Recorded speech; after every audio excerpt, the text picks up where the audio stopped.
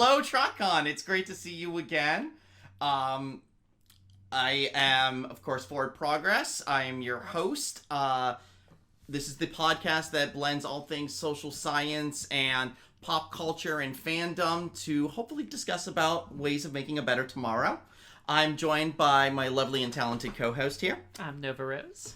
Good to be here, as always. And we've got two wonderful special guests joining us today. Starting down here to the left, the wonderful and talented Kermit the Grog. Hello! Welcome, everybody. It's good to be here. I can't see myself on camera right now, so who knows what I look like. There's a very, very delightful Chame Chomp lamp directly in front of me. I can see these two wonderful humans. Can't see me. I'm perfectly blocked. Very, very Monsters Inc. here right now. You look fine, I promise thank you. And also joining us is the lovely and talented Riftwing Designs. Thank you for joining us. Yeah, glad to be here again. It's always a fun time with you all. Oh, thank you. Fantastic to have you. So we may have another guest pop in later. Not sure if it's going to happen or not, but we've got some interesting topics to talk about tonight. So we're going to kind of kick things off. This topic came up a couple weeks ago through chatter between us of, well, I'm going to actually let Kermit kind of set off what kind of started this here. The tagline we're going with this here to start us off is, "Lies Storytelling Told Me." Yes, I believe it was a couple weeks ago at a different con. We were recording a podcast, and we came across, it's like, we learn a lot from media that we consume. A lot of stories are meant to be, mechanisms to teach you lessons and life things and let you learn things or experience things. But sometimes, just sort of due to the virtue of its storytelling, you're going to get some wrong lessons out of it.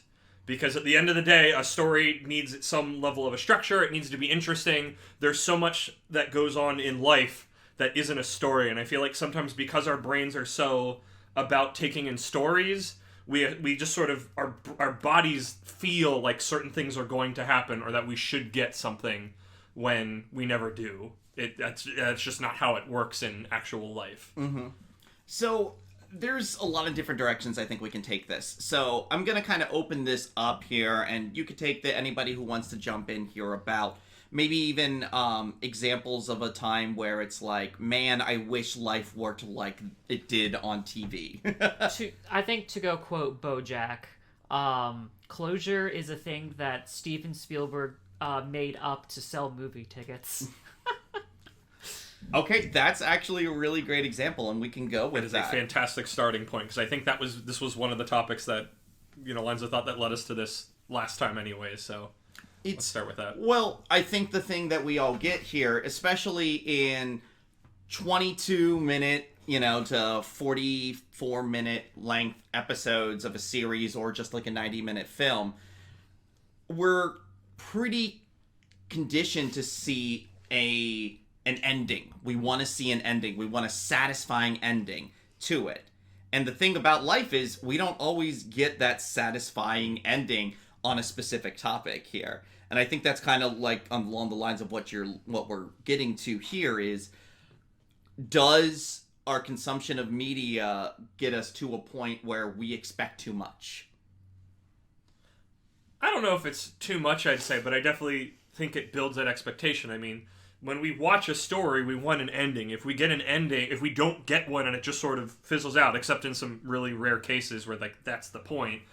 I mean, even when it is the point, like, people don't like that. They like that certainty. They like that conclusion, that ending to things. They don't like things, especially in storylines, in storytelling, being left open. And I think part of that is because we do get so much of that in life. I always think back to hearing about when The Sopranos ends, and it just ends on a black screen and you don't know what happens, and people were like such in a huff about it because they're like, we want that closure and we don't get it. And in even in storytelling, when that happens, people don't like it. We like that finality. We like that this problem has been wrapped up and it's done.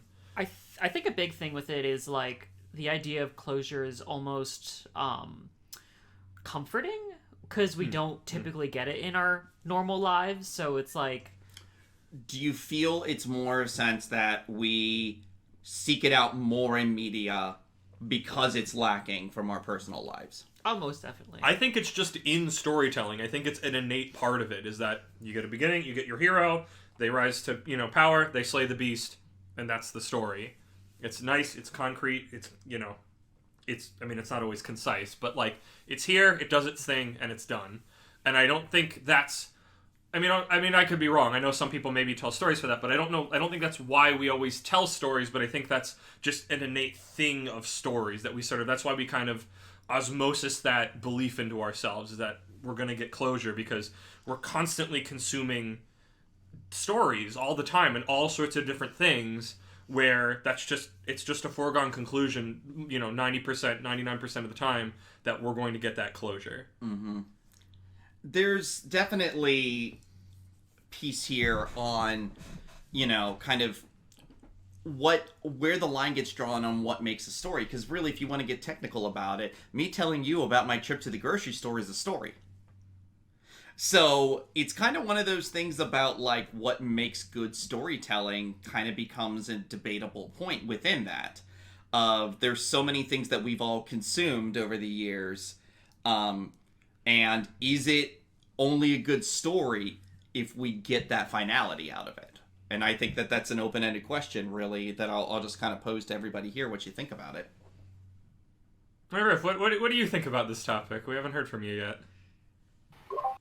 Yeah, the way that storytelling has changed, I'd say over the last 30 years or so, is that a lot of it is the viewer is the main character, right?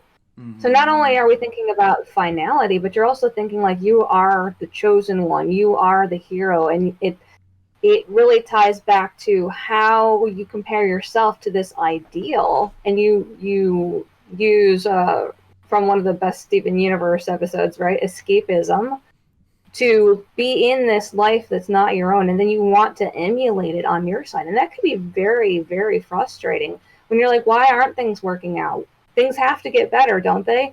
And sometimes they don't for a very long time, but we're just trained to think that way. So it can be very demoralizing. I think that there's kind of it's like a catch-22 almost, because you have that part that can be demoralizing. But we've seen, and especially here, we're at a My Little Pony convention, and I think every single one of us can talk about ways in which this series inspired us. So you have that potential of that kind of demoralizing effect, but then you have the converse of this could be exactly what you need to lift you up. Yeah. Absolutely. It's not... I feel like when you criticize something, it makes it feel like, oh, this is all negative, we don't want it. And there's a mix of good lessons and bad lessons. And I think a lot of these aren't lessons put in intentionally. They're just ones that come out of it by virtue of how storytelling works. And archetypes and stuff that we see in them.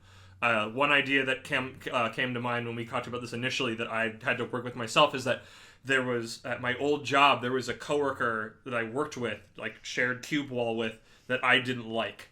And this was before that I understood that you could not like people that weren't directly mean to you yet. So I just assumed at some point I have to come to some sort of closure with him because he will somehow appear. Even when he left the job, I knew he would be back at some point in my life. So I knew I had to go out on good terms. Even though that's super not how it works. But it's like TV, it's like, oh, Trixie left in season 1. I know at some point she's going to be a thorn in somebody's side in some later season. I know she will be back, and we'll have to deal with this again. But and I was just constantly assuming that I needed to make that situation more final, to fix it, to make it better, because it would come back to haunt me somehow. Or like an X will show up like a freaking supervillain, like the new season starts, and I'm going through some other peril, and then this new wrinkle will show up all of a sudden, making things worse. And it's like, that's not how life works. Life is this crazy, chaotic thing that normally doesn't try to be thematically, interesting. It just sort of does its thing. I'll be fair, all you had to do was come to opening ceremonies tonight to know how chaotic things can be. But it's, I guess, an overall question to ask, and this can go down so many roads, and it's one of the big questions I wanted to ask with this episode is, does media, pop culture, what have you, set too many unrealistic expectations for us? It's a loaded question. No, I would say because I mean, I'm continuing to try to fight for the thing of since the dawn of time of humans telling stories, we have told stories of heroes, and I don't think that's a recent thing of people looking up to that and trying to emulate those things. We've had that since the time of, the Greeks and the Romans and the Mesopotamians and all that. You've got these stories of these like godly heroes and beings, and I think that's part of why people tell stories, to kind of, as I've said before, like pass on ideas and create ideals of who that is. Now it comes down to who's creating the stories to craft what that ideal is, and over time, obviously, what that ideal is has changed a lot. What was your question again, Forward? I want to make sure I tie the ending part of it correctly. Is pop culture in general setting too many unrealistic expectations? I think it can, but I think it 100% depends upon what stories you're consuming. Okay. That's very true. Yeah, there's definitely going to be, your experience may vary, and that's just with anything, and that's one of the great things about social science is the reality is bendable depending on how much you put into it and what your experience is. Now, it's interesting you brought up ancient storytelling for heroes specifically, because that's kind of what I wanted to get to, and it's something Riff touched upon a little bit ago with talking about how storytelling is now, say over the last 30 years or so, versus classical storytelling when you go back and you read ancient myths and everything. Great example I always use is Hercules, or should I say Heracles for the original. I think you mean Hercules. Oh, I can't even finish without laughing. You got the hunk part right. So, but if your only exposure to Hercules is the Disney version of Hercules from the 90s, you're in for a surprise when you read the actual myth. Classical heroes were very flawed characters, and while they were heroes, they weren't perfect figures. They weren't always necessarily somebody you wanted to emulate.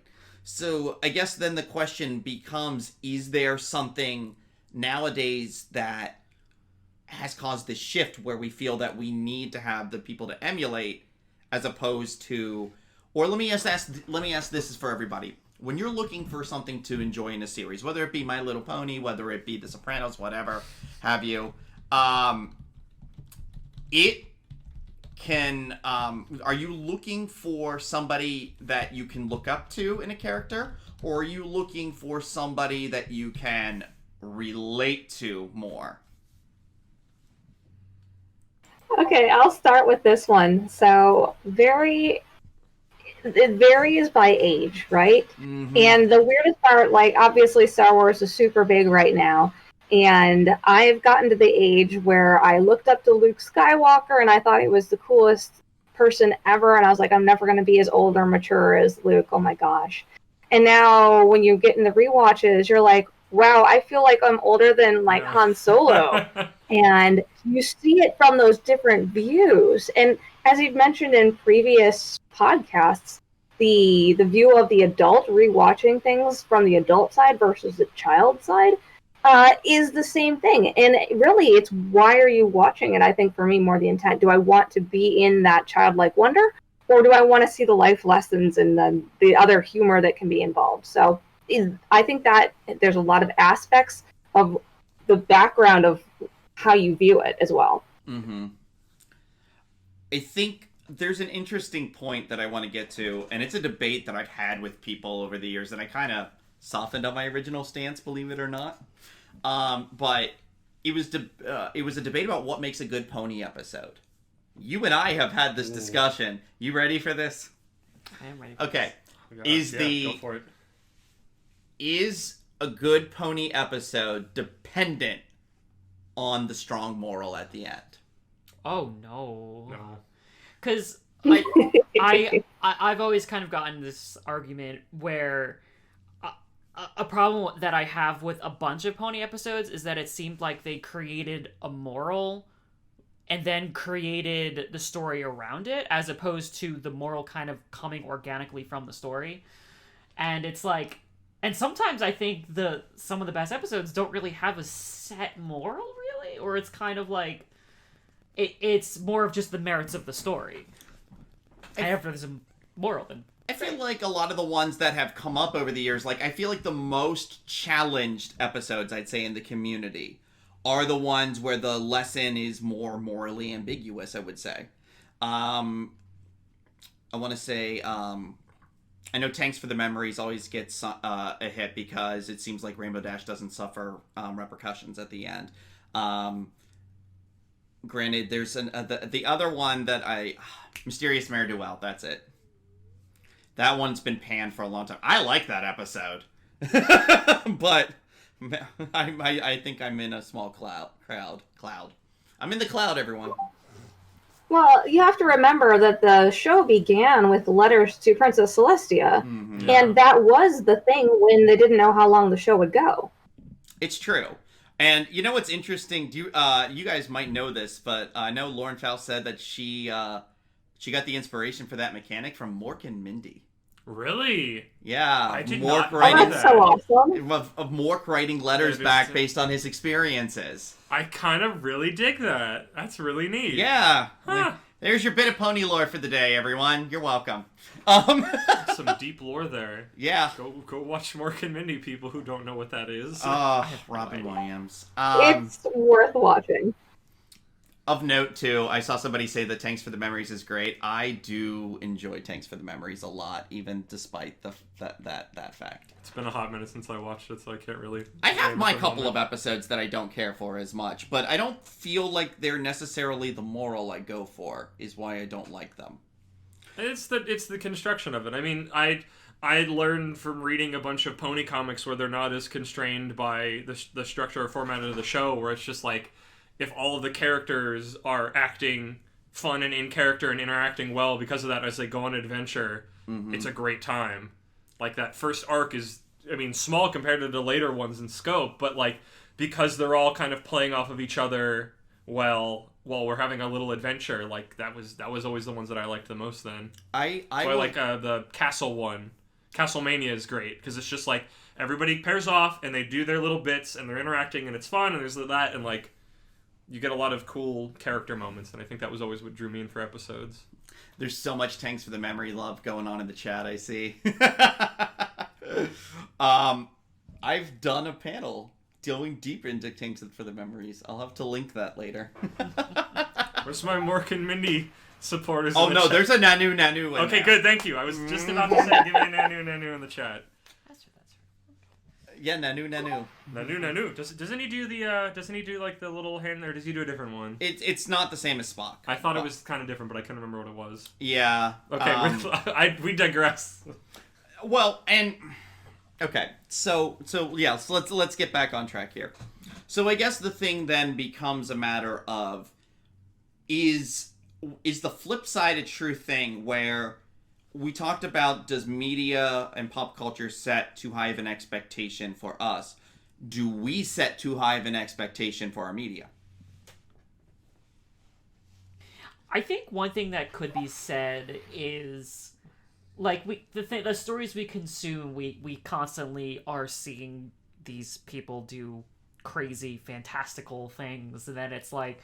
It depends what we're watching, admittedly. It does. We do watch a lot of cartoons. It does depend on what you're watching, but it's one of those things where it's like, if you have a day where you don't really do all that much, or maybe you get one thing accomplished, like, I almost feel like we've been trained that we have to do all these great things in a day, but, like, in reality, it's like, no.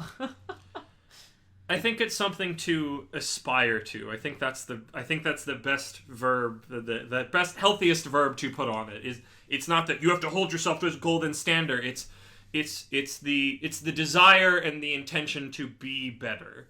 That's how at least I kind of approach things. Here is somebody I can try to aspire to be as good as in this particular regard, and not hold myself up and punish myself if I haven't. Because I feel like it is important to have some idea to work towards, and I think storytelling and media is a good source of those. Of here is an ideal that you can use as a sort of archetype you can kind of try on yourself, that you can use as I'm working towards that. Because when you're working on things, when you have some sort of a goal, even if you'll never reach it, I think that's really helpful for it. You're making faces, Rose. Lay it on me. Oh no, I'm just reading the chat. Oh, okay. You were like making a bunch of faces like you were like had a counterpoint, like, oh, this is whatever. Okay. Sometimes I feel like I've sounded like a broken record with some of the things I say, but I say them over and over because there's a real point to them. And it goes along with what you were just talking about, Andrew. I love Star Trek. Next Gen, Deep Space Nine, I'm all about that.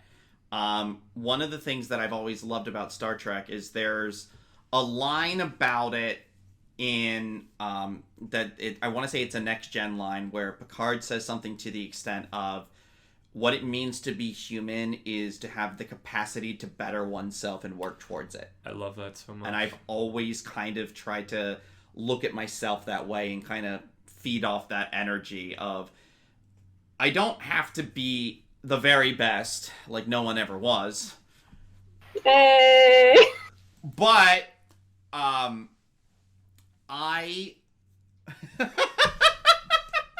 wanted something within arm's reach. Here, you can have the Umbreon. This is Pastor Plushie. But I can make myself better every day. And I feel like that's a very big challenge right now. And maybe that's why we look to media so much, especially in this year. I don't know May I add one word to your phrase? Yes. I strive to be better every day. That's true. I feel like that's a good point. Yeah. I think a lot of times a big discussion here, and I think we've had this discussion before, is we've kind of felt that pressure this year of like, we're all stuck inside, stuck at home. We should be doing X thing to better ourselves. And when we don't, we feel so like we can kind of get more demoralized because of it. And that's not being fair to ourselves and our progress. Yeah, a billion. I definitely felt that through all of this. But it's just finding other ways to be able to kind of scratch that itch, to work on things and accept that it's not out in the world. So work with what you got, and don't hold yourself to incredible standards given your situation. I think that was one thing from Project Horizons that I love is Blackjack's constantly like do better. Mm-hmm. Just like I aspire to that because it's like all of these like bad things or stupid things I've done. It's just like just got to do better. It's okay to make these mistakes. Just exactly. That's what storytelling is about, and I feel like that's the other end of this of the lies is that storytelling can also give us these amazing ideas and characters to work to, like I said, to aspire to, and gives us like a picture of like I want to be that. I know I definitely had and still sometimes have, or it's just like I feel kind of lost with who I am of something that I can point at and go, I want to be that. I want to be something like that. It gives us ideas as we're finding ourselves out. And I feel like that's the other end where it can give us new insight. That's like a positive thing for change that we probably would have never come to on our own. Yeah, I wanted to add something there, again, because I always end up plugging some kind of a yoga mentality.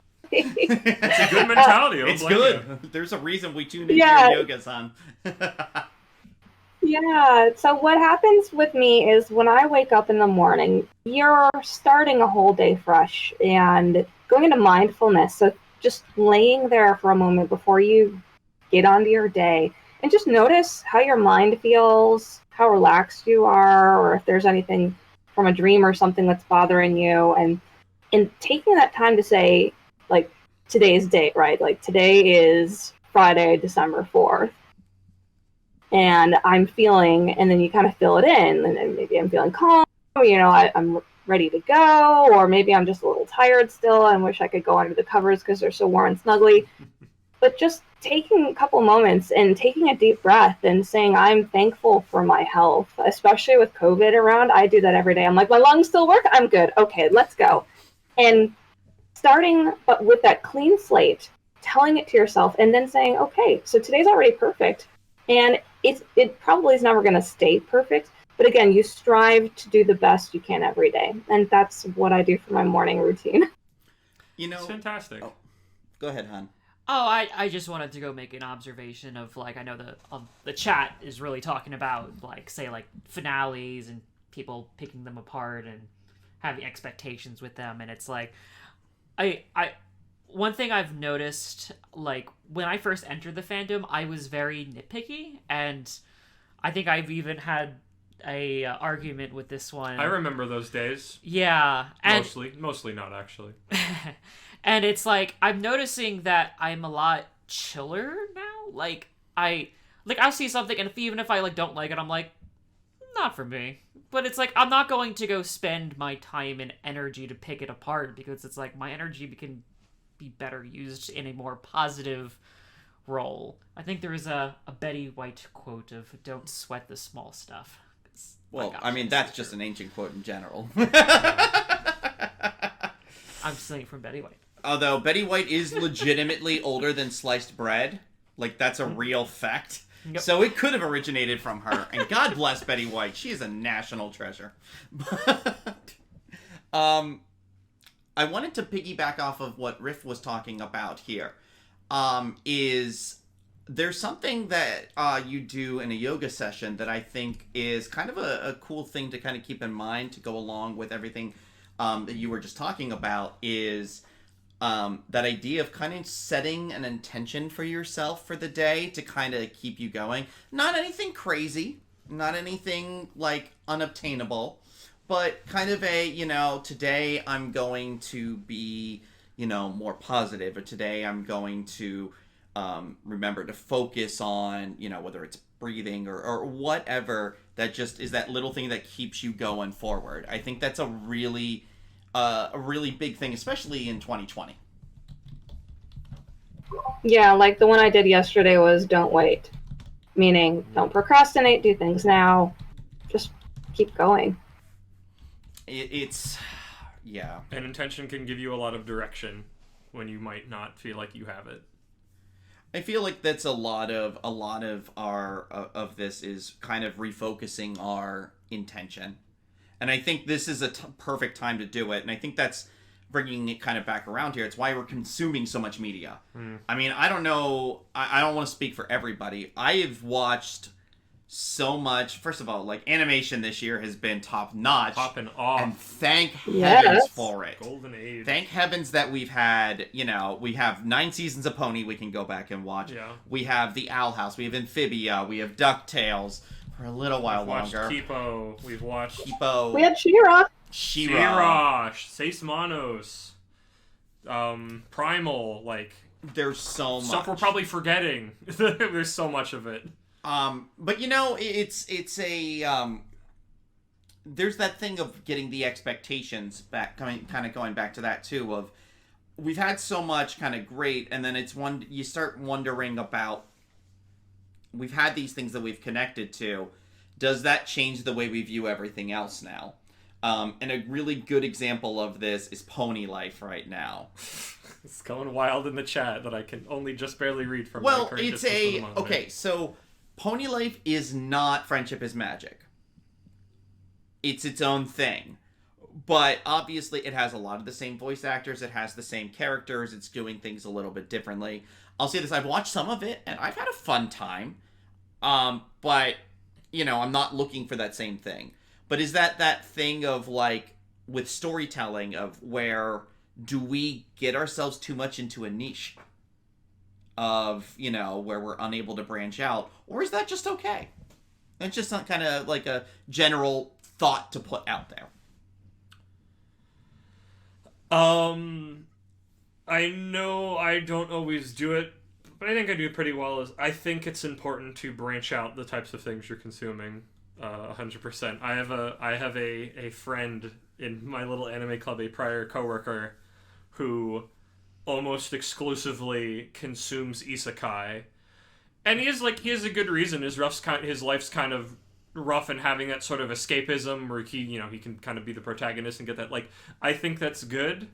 I the way I describe it to him is like, it's okay to eat junk food, because sometimes you just need that comfort food.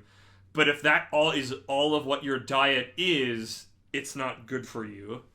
I feel like it's important to kind of vary what kind of things you're taking in. And if you're eating too much, quote unquote, eating too much of one particular thing to the detriment of everything else, you're kind of stunting your ability to kind of take on new information and learn new things and experience new emotions and ideas and all that stuff that can kind of help you grow as a person. Also, because it's like, I want to go point out that I know I went super outside of my comfort zone because I was a very recluse person before I found Pony, and then it's like, I'm going to go outside of my comfort zone, and I'm going to go to this random meetup in the middle of nowhere. And because of it, I found a fiance, so... Yeah, let's see how things work. You never know.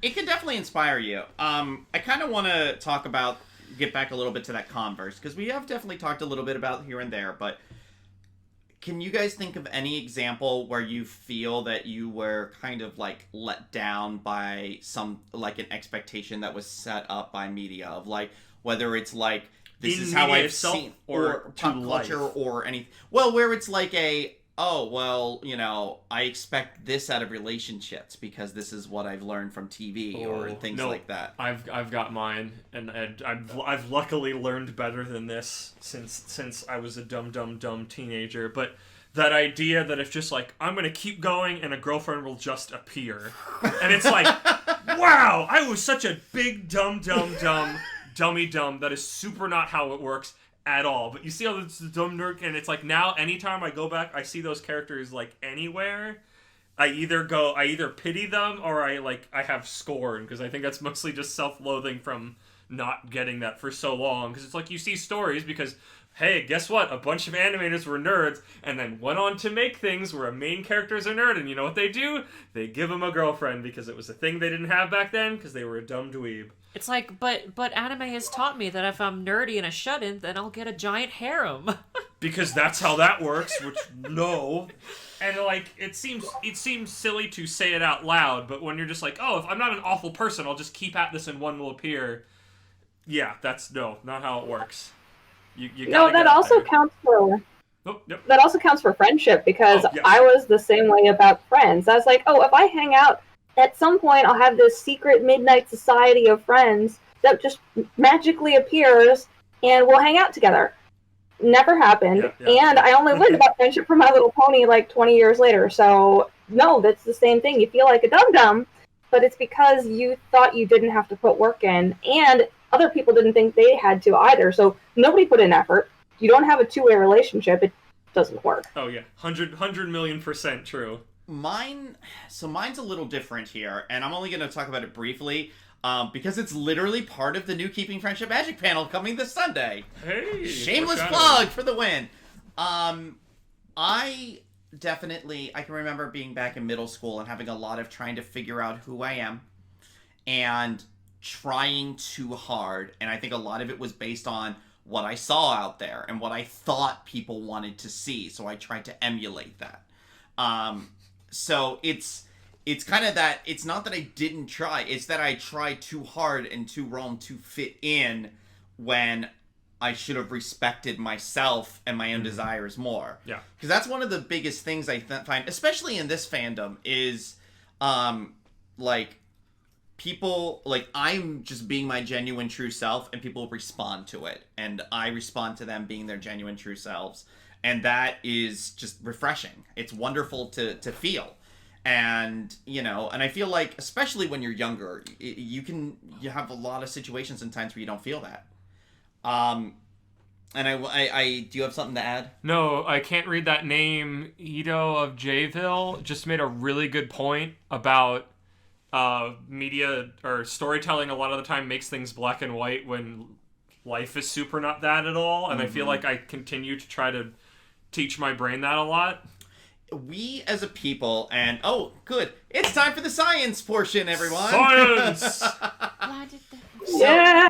Your brain does want to make the world black and white. It makes it so much easier. Your brain is constantly running at at all speeds and trying to process this world around us. So it's much easier for your brain to take shortcuts. Computers run in binary. If they can talk in binary, everything's a lot quicker. Exactly. Doesn't always mean it's that complicated. Like, you can actually process things completely. Well, but hey, it's a lot and faster. that's the thing is if you're looking at being just a base individual placed on this earth without a societal structure, you need yes or no, this or that. Is this dangerous or is this safe? Not, well, maybe. No, it's if I eat this, will it kill me? If the cute animal with the big teeth across the way, am I recognizing that the big teeth means it's going for my jugular? Yeah. Yeah. But now we have evolved. We have society. We have complex relationships and organizational structures. And the biggest problem we get into is our brains are kind of lazy. We still want to stick with that. And we give into that so much because it just is easier for our brains to process it. But the beautiful thing about being human beings, and it kind of comes back to what we talked about earlier, about having that capacity to better yourself, you have that ability within you to, when your brain reacts to something and you have that quick moment of reaction. Sorry, giggling at Chad. No, I know. Somebody dropped a "We live in a society." Darn. So, but you have that moment and you're going to have that reaction. And it's going to be probably intense and very black and white, like I'm right, they're wrong type of thing. But it's very easy to do that. What's more difficult is you take that moment, let that thought come, enjoy it, and then you have this looks really awkward, guys. That's great. Okay. I'm putting a clown on this person. Are you you can type the word clown. Oh, well, la-di-da. I am teaching emoticons Okay. during my panel. Oh no, we lost. What happened? I don't know. We lost the rift. We lost a rift. Okay. She's coming back. I'm coming back. Okay. So you made me lose my track of thought. I'm so sorry. We Okay. got to do a dumb meme. No. Okay, so the bottom line is after you do that, after you have your momentary reaction, you have that moment where your logic kicks in. And a lot of times we have those times where we have that thing where we go, man, I shouldn't have said that. I shouldn't have done that. Because we react with the binary, first and foremost, that fight, flight, or freeze type of thing. This person hates me completely because they don't like me, so it's the other alternative. Like, yeah. it's a bigger spectrum than that. Instead of realizing that we are all very complex people. And life is full of complex problems. And it's one of the things right now that makes it very difficult. Like, social media, I feel, has exacerbated this to the extreme. And I kind of want to tie this in a couple different ways here. One, I'm going to ask a general question here. Hopefully we get Rick back at some point. I really hope so. She's trying. Yeah, we should be good. Okay. I'm not getting your video, but I am getting your audio, so we at least have you. Hooray. Have you guys, and this, I feel this experience is, this answer is going to vary person to person. Have you guys had any experience of anything where somebody and how they are, or like somebody who works for a show, the show itself, a series, or whatever, something on social media affects how you have viewed that storytelling in that property and changes your mindset in maybe not so great of a way? What do you mean? I think I know. Well, can I? I'll take the Yeah. ball on this one. Welcome to the corner of the show where Kermit talks about pro wrestling again. So, hey, pro wrestling has a bunch of people who are both being themselves and not themselves, but it's totally their face, and sometimes it's literally their name, and you're on social media with them, and a lot of them are big, dumb idiots, and they're not... I'm not gonna mix words on that. Like, they're also sometimes not good people. And I have definitely soured on characters, which technically they aren't. They're big old hunk in air quotes because it's complicated in pro wrestling. Technically, yeah, they're an actor playing a character, but like, I know this person in real life is no good, has a lot of ideas that I don't agree with, that I find very toxic, and how they operate. And that has definitely turned me on people where I go, I don't even want to see this person on my screen anymore. I'm trying to think of. I don't know if I necessarily want to bring up one in particular, but wrestling is wrought with those. But it can kind of taint your thing on that, and I feel like the same goes for other shows where you just go like, this actor shows up and you kind of go, ugh. I feel like we're gonna have collectively that anytime we try to go back and watch like Full Metal Alchemist anymore, it's just gonna be like,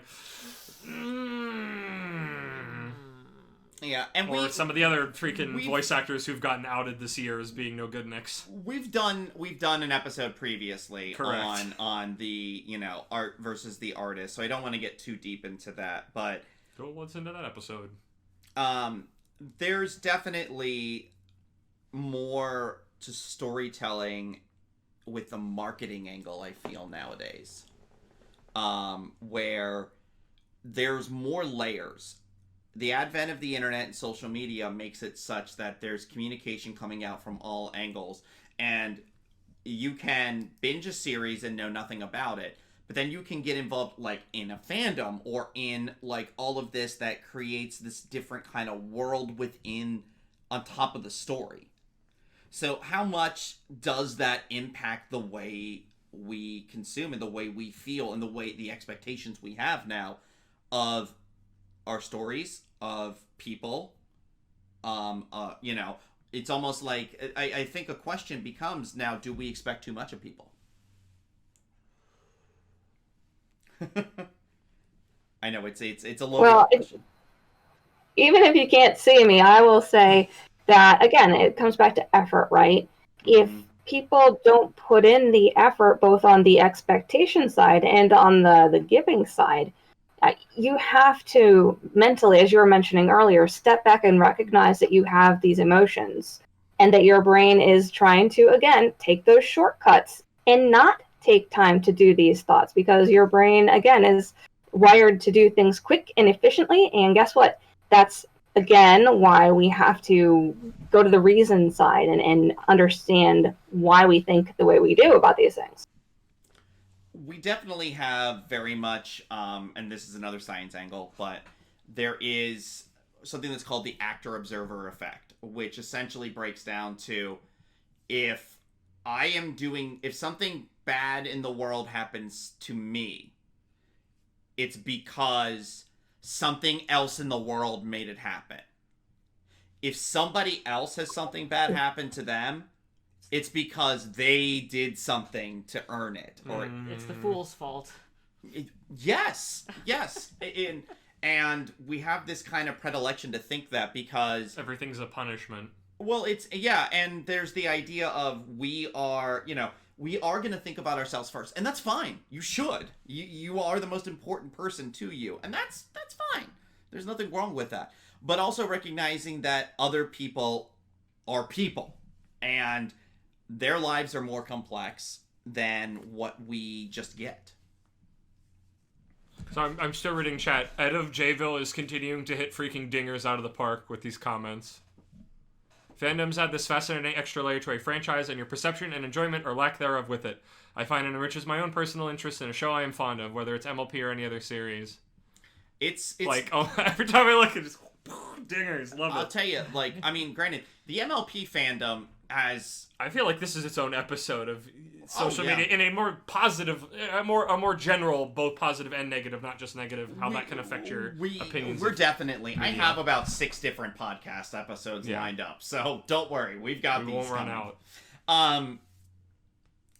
So, we talked about the pro wrestling there a bit ago, and kind of about that. I kind of want to get back here a little more in not necessarily the social media angle, but kind of more to that original topic of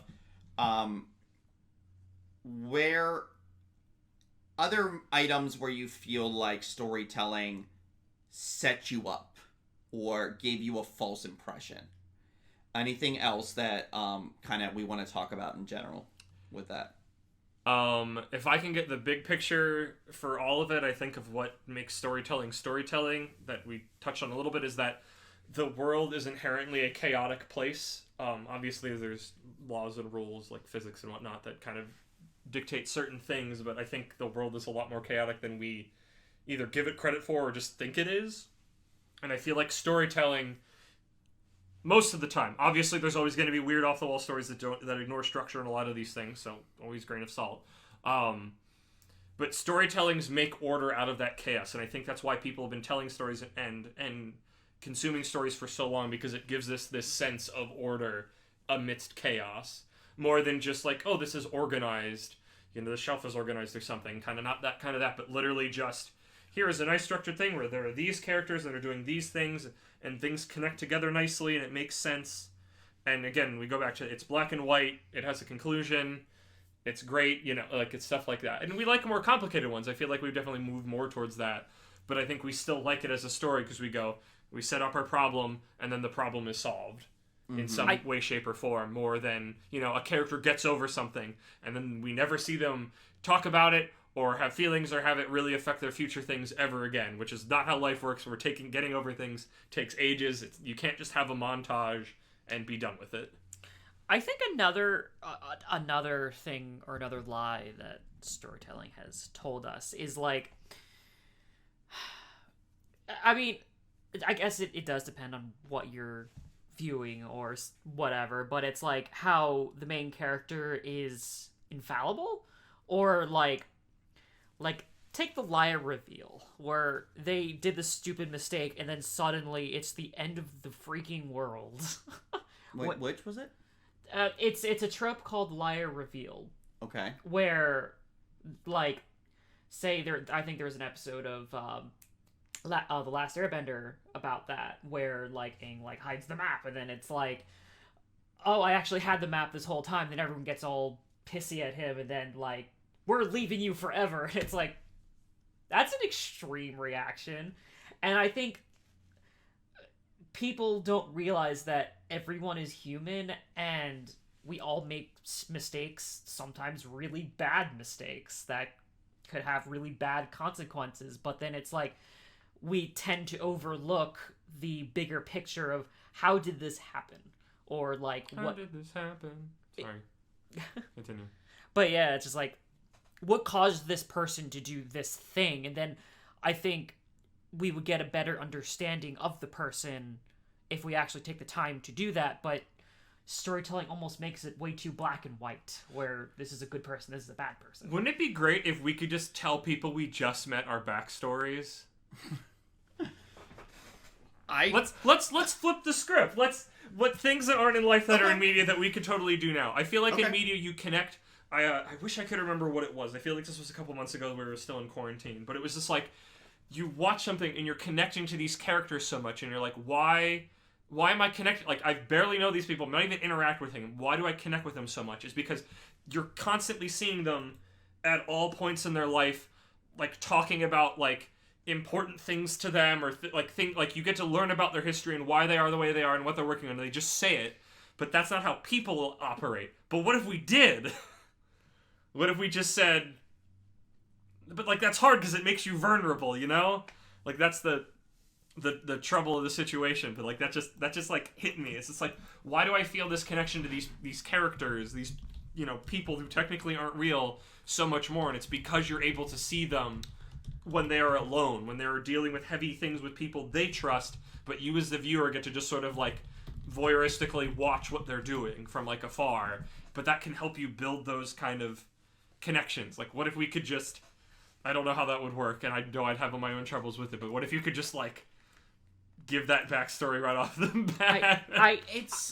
I don't think I've ever connected more with a character, I mean, other than Blackjack, for many different reasons, but Fluttershy had an absolutely phenomenal line where it's like, have you ever learned a lesson once and completely changed who you are? And it's like, yes. That I think is such like, it's such a powerful line, because I think like even previous pony episodes are like, oh yeah, you learned this lesson and then that's it. But then it's like, Fluttershy brings a great point of like, sometimes you need to learn the same lesson a couple of times for it to truly sink in. Mm-hmm. And sometimes people mess up and they go back to a bad behavior that they had, when it's like, it's okay if you mess up once. Mm-hmm. Don't beat yourself up. Tell people how your brain works. I feel like people are a lot more forgiving, and I feel like we don't even with people we've known for a long time and care about. I think there is. This is getting really deep. I feel like there is so much how we operate that we never communicate because we never think about it, or we think people already pick up on it. That if we just said out loud, would completely change our dynamics and bring us closer together as humans. I did not think we were going to get here at the start of this, but I'm loving it. This is what happens when we all get together and talk. This is why I love doing this with you guys. Yeah, because I know it's like if you just say, I'm doing this because this. If you say it out loud, because I think you either just don't think about it, communicating it, or you just never do it. I don't know, because it's not quote unquote normal. It's like not something we see in normal life. I feel like when we see it in storytelling, we're getting it shown as like as the viewer, like in the context of it is so different. But it's like, what if you just did that? We like I said, we flipped the script around and we just did it in life instead of just not doing it and enjoying it when it was in storytelling. I would also say you don't have a magical destiny, right? That's another thing, is that you can change and you can pick a different path. There's not much holding you. Oh, what happened? Oh, you blockhead. Okay, hang on. Hang on. Okay. Apologies. A blockhead decided to open a second tab of Discord, which took us out of the call. It worked the first time. I think that's why the video wasn't working before. That's what I was testing. So go ahead. Hey, there we go. We got you back. Are we still streaming? Yep. Okay, that's good. Yeah. Yeah, it's like I said, it's all these little gremlin mascots are attacking us. Mm-hmm. Hey, you know what? Hey, if somebody's really making that TrotCon bingo board, technical difficulties. There we go. I feel like that's the free space. Yeah. So we had some people talking about asking questions in chat. Yeah, I was gonna say, I want to kind of get to questions here in a moment. I've been trying to join the Discord, but I'm too late, and it still says 5 more minutes. One thing I want to, I just kind of want to throw out there quickly. How much time do we have, by the way, just really quickly? Till 8:15. Oh, cool. Yeah, we can totally do some Q&A then. So, yeah, no, I want to ask one final question here, because it was on my mind. We've talked a lot about the expectations created by storytelling. When we look at My Little Pony, you have the main 6, who are very much built on archetypes of characters. Mm-hmm. And then you have someone like, say, Starlight Glimmer, who kind of breaks that archetypes. Because she doesn't need to be a part of a pod. She just got to be. Right. So, do you feel that when it comes to storytelling, you would prefer to have more your main 6 characters or more like your Starlight characters?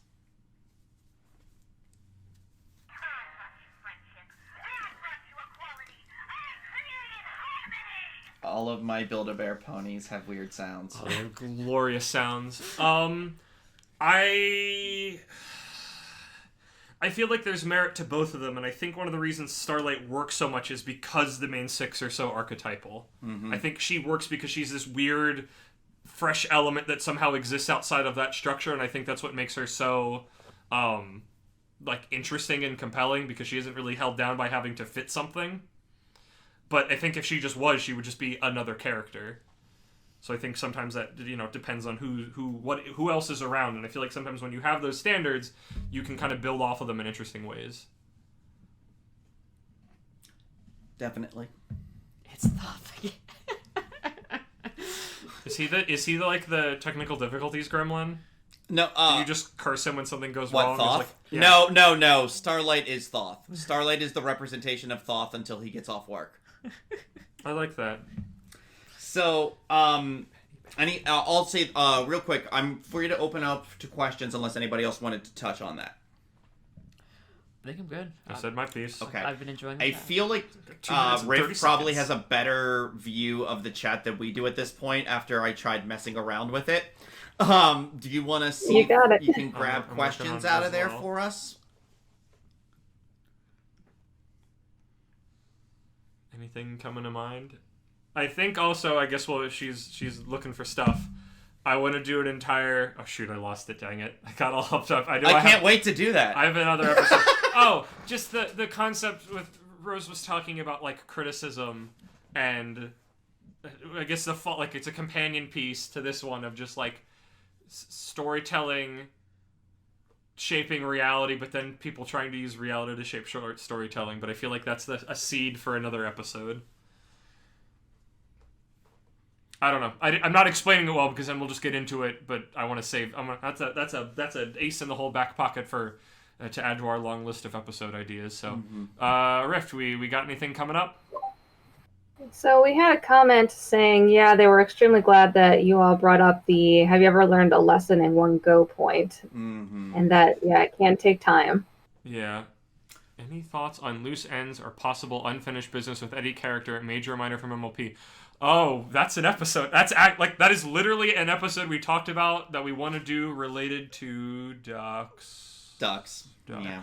DuckTales. Well, I mean, we can do it with Pony. Wait. Let's answer the question with Pony for now. Yeah. And then, like free preview for future episode coming in 2021. Yep.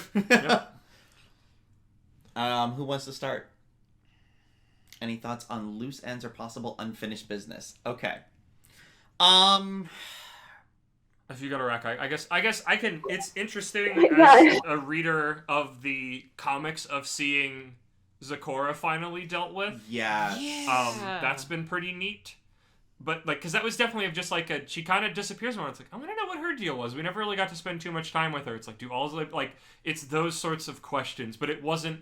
I don't think Pony left anything like huge open where it's just like I feel I'm annoyed and feel incomplete because I don't have this particular piece of information settled. I'm sure if I looked harder I could find something, but at least on the general case of it was, I feel like things got wrapped pretty well, and now through other media they're able to tie up any odd, more the secondary odds and ends. Although my personal opinion is I feel like Larson had another pair of wings to give out that he never did, which makes me sad. Single pair or more than one?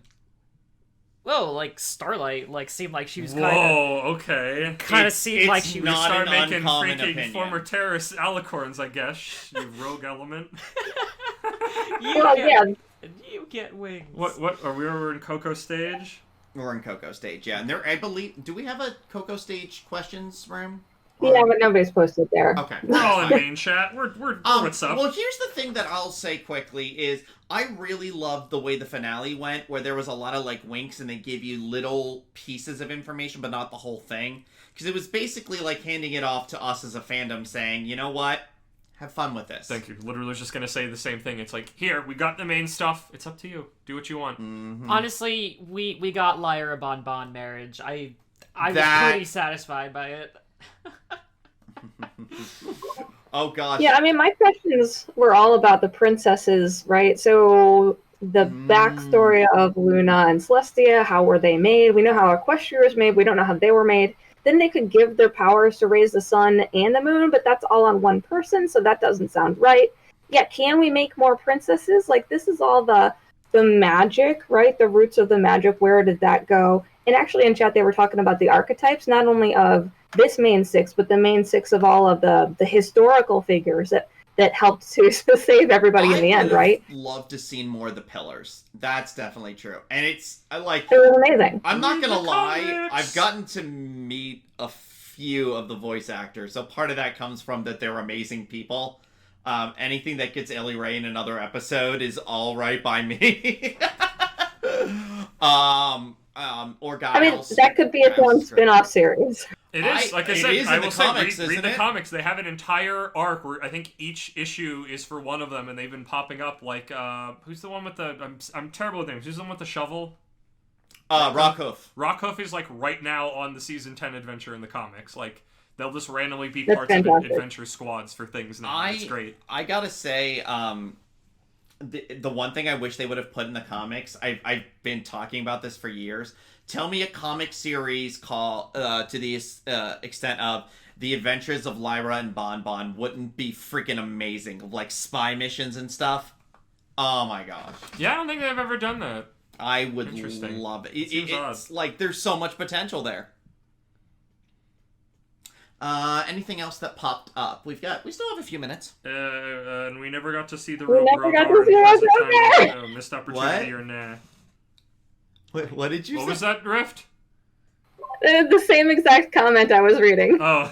Wait, okay, so say it again. I missed it. We never saw the real Grogar in present time. Missed opportunity or nah, because it was Discord the whole time. Oh, you know, I feel like... Did we ever see the real Grogar, even in a flashback? Mm, Or are we just saying Hard to say.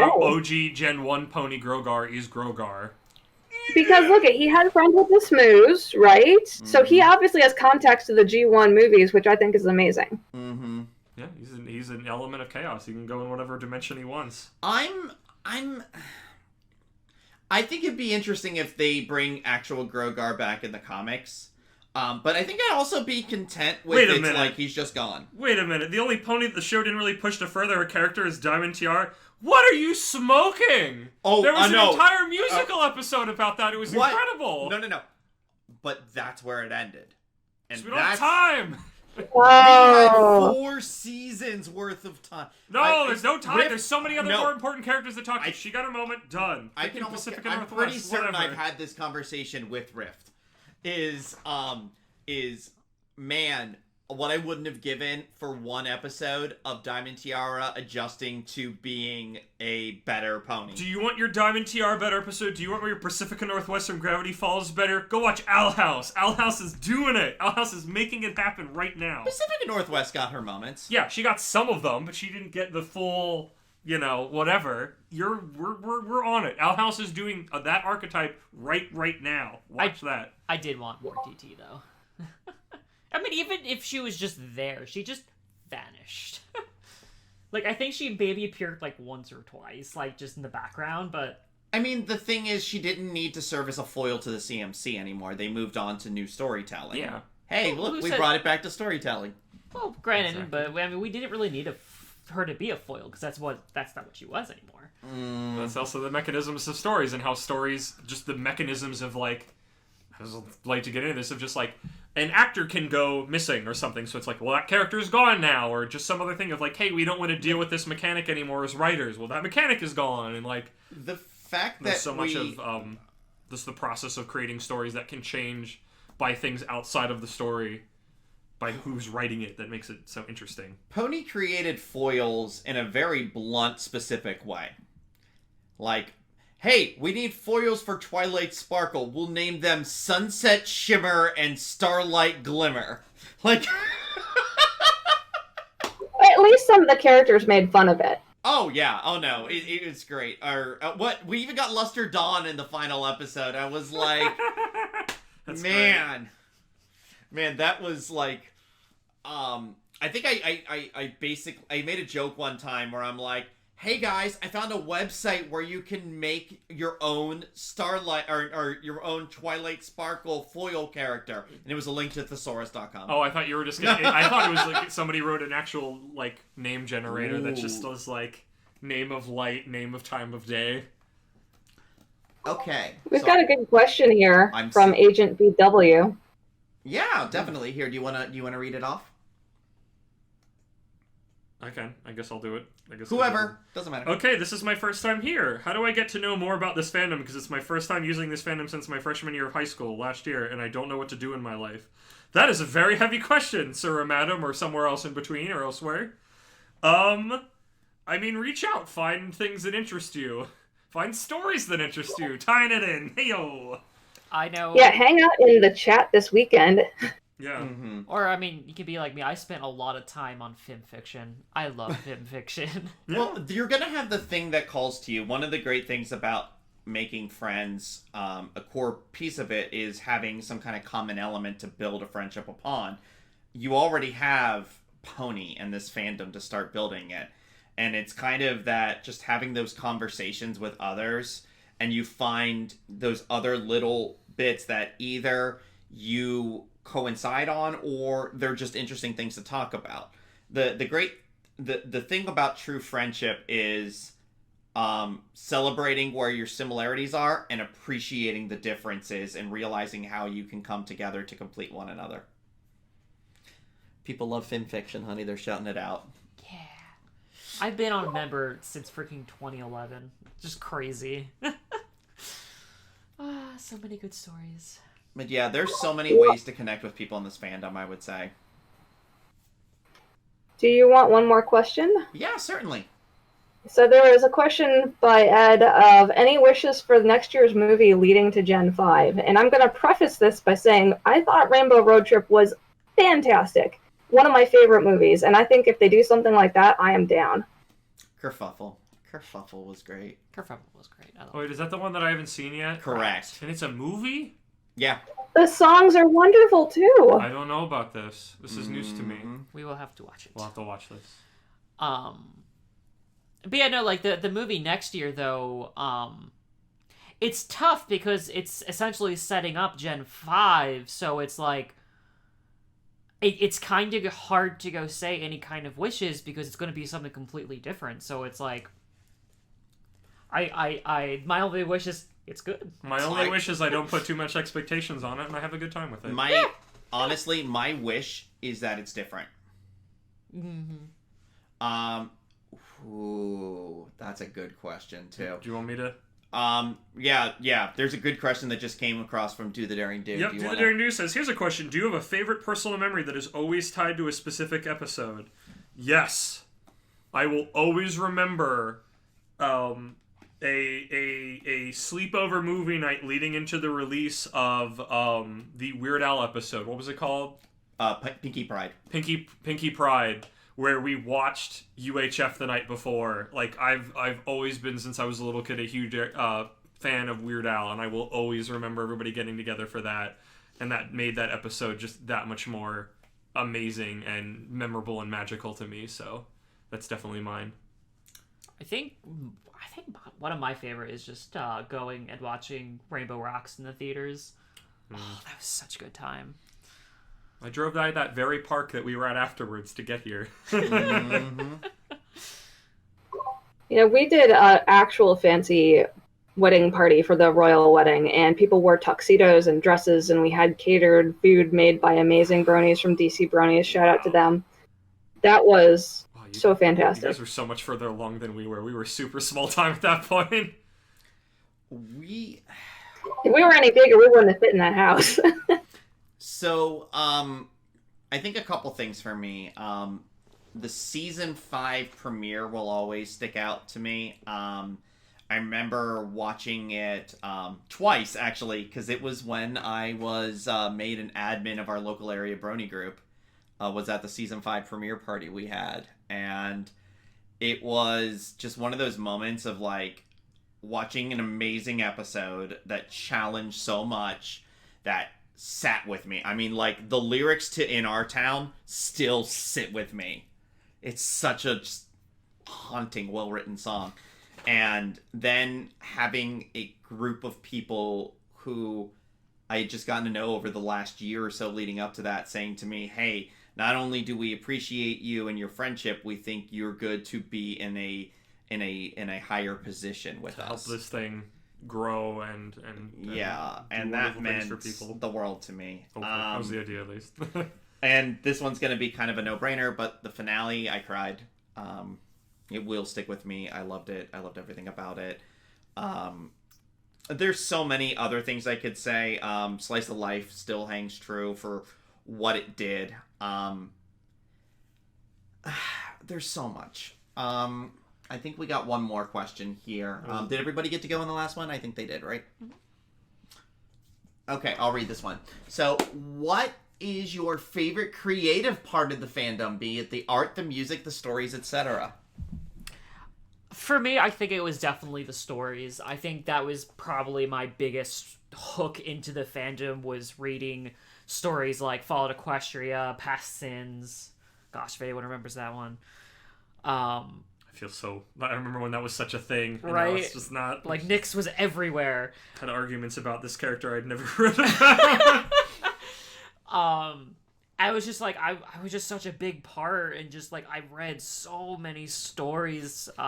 It just, like, it's interesting because then it's like, it makes you create head canons and like all of the crazy places that this world can go is incredible. And I know, like, I hold a special place in my heart, Project Horizons, just because it's like, I connect so much with that character that it's like, I think if I were to ever get a tattoo, like, something Project Horizons related. I've got two, and it's really just it's the two areas in which I wish that I was more naturally talented at. One is of course music, and my thing about music, like live music at a Brony convention, is unlike anything else. I just getting into that room and just feeling the energy of the performances is just like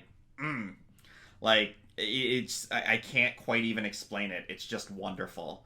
The other being just there's so many amazing artists in this fandom.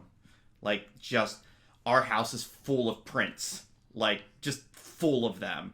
Like, not in this room right now, of course, but wait, hang on. You guys answer this question. I'll be right back. What's happening? Okay. I will agree with music. I loved it. Winter Wrap Up was the first one that really hooked me because I started in season 1 and I was like, this is it. When that one hit, I was down. And then, as Jared said, that the in-person scene was amazing. And I think the sing-alongs were my favorite part because you really felt connected to the community when we were all in the room and singing together and here's our COVID nostalgia. Like, that was amazing. And I'm sure it'll happen again. It's just that connection was perfect.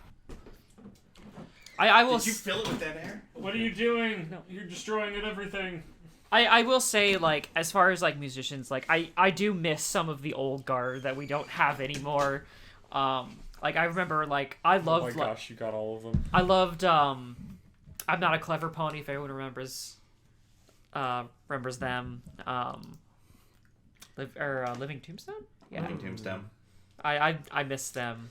So, just to put an emphasis on it, so this is all prints we haven't hung yet, or other shadow boxes. Have you not held your shadow box? Shadow boxes are like the coolest thing. Shadow boxes is the greatest. There's get you Chrissy. We'll get you nails for Christmas. Oh my gosh, all of these prints are awesome, and I haven't seen them. This is actually Sarah Richard. Yep. From And the she's Funny second. Comics. That's Oh no, she's a sweetheart in person. All right, we kind of have to wrap things up here. I'm gonna say my favorite thing is Friendship. Friendship is Witchcraft. I'm not joking. That thing's amazing, and every time I go back to it, even though I know all the jokes and when they're coming up, I laugh every freaking time, and it just keeps getting funnier. Okay. To do a little Yes, juice. I agree with that. Winter Wrap Up is the point of no return. That song came into my head recently, even though winter's starting, and I was very upset. All right, we literally have 1 minute, so I want to thank everyone who is watched. I want to thank Miss Nova Rose. I want to thank Mr. Kermit the Grog, Miss Riftwing Designs. Thank you all for joining us. It's always a delightful time. Bye, Samantha. I want to remind everyone, be up late tonight for Riffing Rainbow. I believe Thoth called it Riffing Rainbow Infinity this time, so who knows what we got in store. Riffing Rainbow, the infinite Tsukiyomi. But then I'll allow you to go to bed right after, if you would like, so you can be up early for a very special treat, if you want to tell people what you got going on. We're going to find our center in Tree Hugger Yoga at 7:45 a.m. Eastern. I'm hype. I'm looking forward to this one. It's going to be great. So, but with that being said, thank you all for tuning in, and remember to keep friendship magic out there. Thank you all very much. Thanks, everyone. A huge thank you to our patrons, Jason Kuzmak, Statman Dan, Riftwing Designs, and ShokBox. Without your support, this podcast wouldn't be possible.